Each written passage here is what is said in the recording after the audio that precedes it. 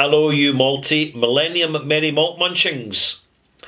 And thank you to Tim Hodes for the malt mention. Now, I've better score out my pen now, seeing as I've malt mentioned that malt mention. There'll be more along shortly. I have a big list of malt mentions. In fact, if you're providing a malt mention, just to let you know, I've got enough malt mentions to last the next 3 months. So bear with me. If you don't hear your malt mention, there's a reason, because you're in a long list. So thank you for your patience. So thank you to Tim Hodes for that malt mention. This is Ralphie Review 1021 Extras. Extras means extra information, extra perspective, extra experience from me. I've been drinking whiskey for over 35 years, so I'll call that experience. And I'm not even an expert. I do not have a master blender's nose. It's just pure practical jobbing, ordinary Joe Blogs experience. That's what I'm about, just sharing my journey with you to help inform your own journey, which is your journey and nobody else's. And when we encounter whiskies, and I've just reviewed this, it's non-age statement Nikka, single malt from Japan. And yes, this is one of the Japanese whiskies, which is genuinely 100% whiskey made in Japan. You will find other brands there that contain Scotch whiskey mixed with Japanese whiskey to give it a boost. Do your homework. Do your private detective. Get your Sherlock Holmes hat on and go and find out all about it. It's really quite telling and revealing. It's a bit of a shock. So, I'm just going to talk a little bit more about this particular distillery because historically it's quite important. And also it's a very important point of reference. If you happen to be building a distillery outside of Scotland and you want your brand from your distillery to be taken as seriously as Scotch whisky, you look at Yoichi. You look at Yoichi because Yoichi, it was just a notion inside of a head of a relatively quiet, civil Japanese gentleman called Masataka Taketsuru, who came to Scotland in 1918 at the end of the First World War. And Scotland was in turmoil then, because millions of millions of British men had been wiped out in the trenches of what was in fact one of the most acute acts of self-harm by any species in the universe. Which is a big statement. Listen, I hope you hear what I'm saying here. Because humans are a species in the universe notorious for self-harming and not actually understanding why. But in the fullness of the time, it will be revealed. It will be revealed. So back to the whiskey. So he arrived in Scotland, turned up off a ship, and headed off to discover how Scotch whisky was made. He came from a family of sake makers and from a legacy of beer and apple cider producers, because it's big in Japan. We don't hear so much about it. The point of reference tends to be sake and nothing else, but the calibre of beer, the historical legacy of beer making, of cider making, of fruit wine making in Japan is completely underrepresented in the modern drinks narrative, because it's so dominated by sake, because sake, the rice wine, which I tend to find quite anemic, and I much prefer the plum wine, which is delightful, from Japan. I find it much more to my taste. But he travelled around a number of distilleries working, because of course they were short-handed. He learned the language. he pitched in. He was a grafter, because most Japanese people are grafters, because they have that strong work ethic. It's part of the culture. And in Japan, in Scotland, when distilleries were short of manpower, and it was manpower, and there was a lot of heavy lifting, turning the malt, rolling the barrels, clearing out the draft from the stills. Sorry, clearing out the lees, the spent lees from the stills, and the draft from the sparge tanks. This is all heavy, non-automated manual labour, much as it is today. So he easily got a job, and he ended up at the distillery that impressed him the most.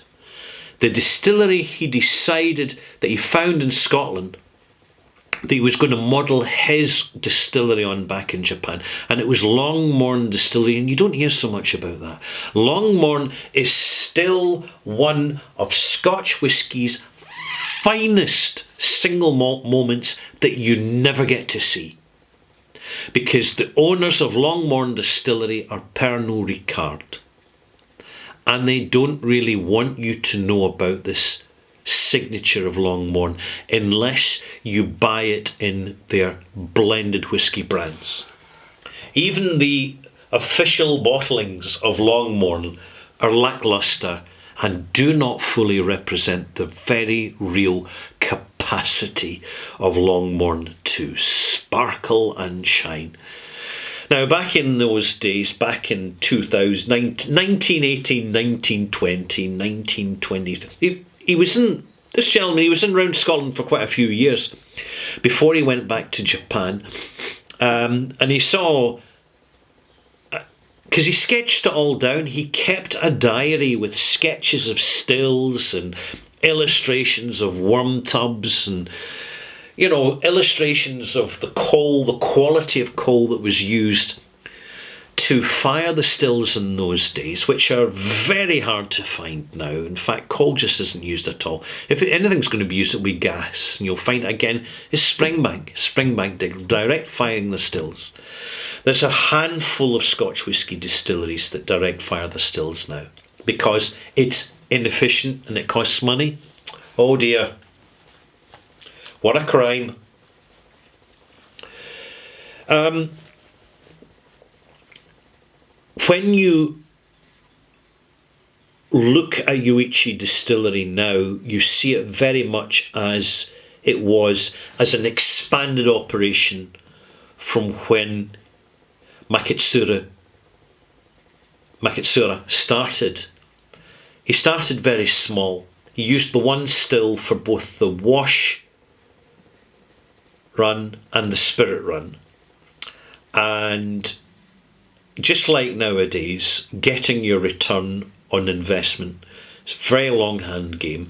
So he used his other skills and the fact that it was vast apple orchards in the town of Yoichi to produce cider, apple wines, other wines, apple jelly. So he diversified to fulfill the requirement for capital preservation. This is something new distilleries in Scotland have to take very, very seriously. New distilleries can learn an awful lot from the forensic examination of Yoichi. And I have to say, I don't mean to be cynical, but the Scotch whisky distilleries who have been plundering the goodwill of people wanting to help out through crowdfunding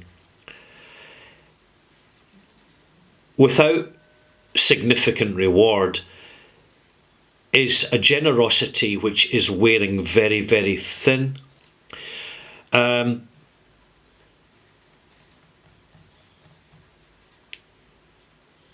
They didn't have these luxuries in the old days. So they had to make ends meet. And by starting modest and growing modestly, something very important happened. And that is that Masataka evolved his own identity rather than strictly replicating Scotch whisky. He grew in confidence in a style of Japanese whiskey which use direct fired stills and worm tubs for cooling. It's not rocket science, malt mates. Anytime you find worm tubs in the mix, you're getting a better spirit. Every single time. And see this narrative that, oh, there's more copper interaction with worm tubs and therefore you get more refinement of the spirit. That's nonsense. And people are going to come in the comments and say, Ralphie, you don't know what you're talking about. We've been told by the experts. No, let me tell you, when worm tubs are conditioned like stills, a film develops, an oily film develops in the cooling worm tubs, because they're copper. And there is a partial oxidization takes place, and therefore the exchange between the cooling spirit and the copper metal itself is cushioned by the partial oxidization and the depositing of oils from the cooling spirit onto the metal surface. This is what's called the cushion, the cooling cushion. So it's much more complex than you have been told. So go and examine it again. If you want to know about how worm tubs work, don't speak to the experts. Speak to the people at the distilleries who use them, who clean them, and what they get out when they clean them now and again. How often they clean them, how often they don't clean them.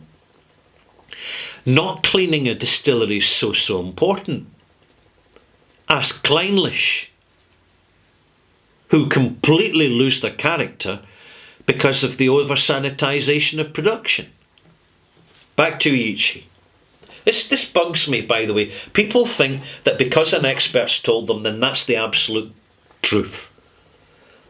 Many times experts are just passing on what they've been told, and they have never consulted. They've consulted the books and the managers at distilleries. They don't actually consult the workers, the people that roll out their sleeves and actually do the job. And that's the people who generally really know what's going on.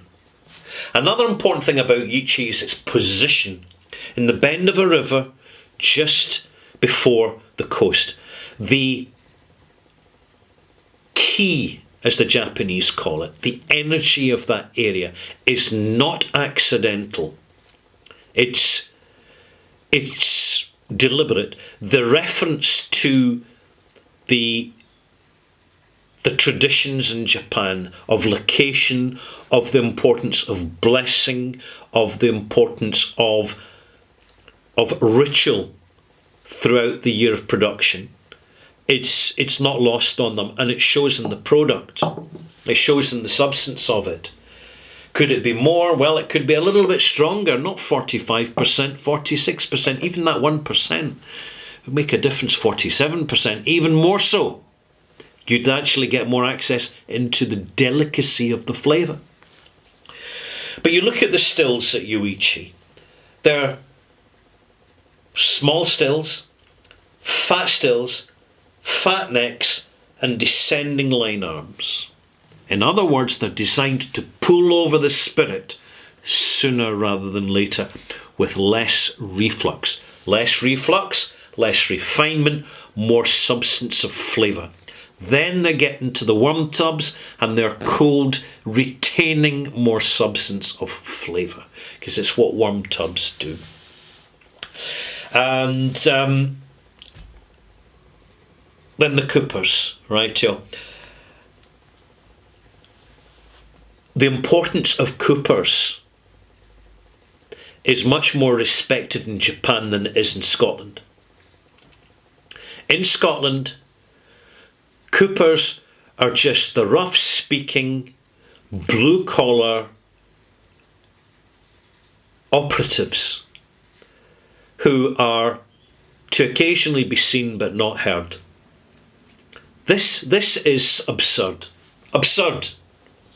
Coopers are vital, the real knowledge of coopering, vital to preserving the integrity of quality of any whisky in the world. This is understood in Yuichi, where the coopers are valued. And you see this in Japan's latest boutique small artisan distillery called Chichibu, which, don't bother go looking for it, you won't find it, and even if you do, it's megabucks to buy any of it. But you have a small operation in which there is meticulous Zen-like production of whisky, in which the cooper and the Zen-like precision of the coopering is as valued as much as the production of the spirit itself. Unfortunately, in Scotland, the coopers are still treated like the riff-raff in the back shop that are not particularly important. This is a tragedy. A tragedy. It's got so bad that you have corporate multinationals who dominate Scotch whisky production, who now have cooper-free cask production rehabilitation facilities, manned by people who have done a short course. And any distillery, any in the world, if you've got a cooper, a time-served cooper on your team, you're halfway to a global stellar reputation. Got to understand that. 1934, this is when this distillery was founded, 1934. Really got producing in 1940, just before the outbreak, really, just a few years before the outbreak of World War II. It was a very difficult time for the world generally. A lot of hostility, a lot of misunderstanding, a lot of intolerance. It surfaced because it's part of the human condition, human instinct, to go tribal when there's conflicts. It's a part of self-preservation, and this led to suspicion in Japan towards this Western-style distillery. So Yuichi was not accepted in Japan initially. It was an outsider distillery. Created by someone who was essentially Japanese but had gone a little bit Western, right? And it took many years. You know, Yuichi never got off to a great start. It really didn't. It struggled for decades. It struggled. It's now in the globalization with the global village. Now you're seeing this appreciated. I'm really glad Yuichi's there, because I don't mean to be cynical, malt mates, but see when I'm sitting here in front of the barrel in my bothy, nothing's going to help preserve the reputation of Scotch whisky better than having effective global competition. Because there's too many senior people in the Scotch whisky industry that are resting on their laurels, and they're not trying hard enough. So I'm glad to see brands like Yuichi there. And new brands like Stranahan's in America, and of course Macaloni's in Canada. I'm rooting for Macaloni's. They deserve it. They've earned it. And you always know when you're getting it right as a distillery somewhere in the world, when you get threats from the established orthodoxy, threatening you and challenging you and all the rest of it. I'll leave it at that. I hope you found this interesting. Often, when you buy a bottle of whiskey, it's not so much other people's opinions that matter, and not really so much what the experts say and what the orthodoxy is.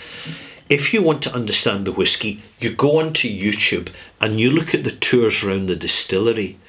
You see other people's views of the place where it's produced and now you're drinking it.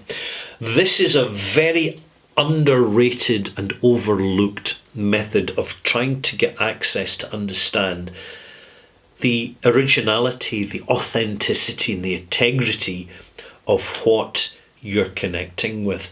I also recommend you go out and buy a bottle of this before the price goes up any further, because it will, inevitably, and enjoy it. This is one where you take a glass and you make it last all evening. Take your time with it. And by the way, I'm so pleased to see that Japanese mist in there. That's very reassuring. I was concerned for a while. It's great to see it. Could be more, but hey, it's there.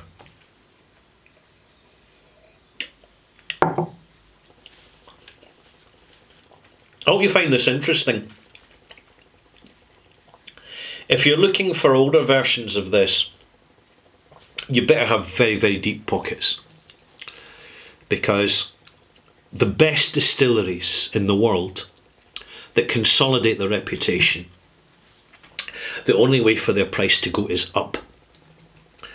Whether it be Springbank, Uichi, or any other small distilleries like emerging now, like Ardnamurchan, you're going to have this separation now between the best and the rest, because the global demand for the best whiskies, based not on marketing flannel, but based on the integrity of delivery, of authenticity. That's where it's at now. We're beginning to see this happen right now. And I am delighted to be here in this bothy, this dusty, ramshackle heap of a place, to be letting you know about this. Because to understand the future, we need to know the past. We take the past, we put it to the present, and then we can project into the future. And that's the way it goes. See you soon.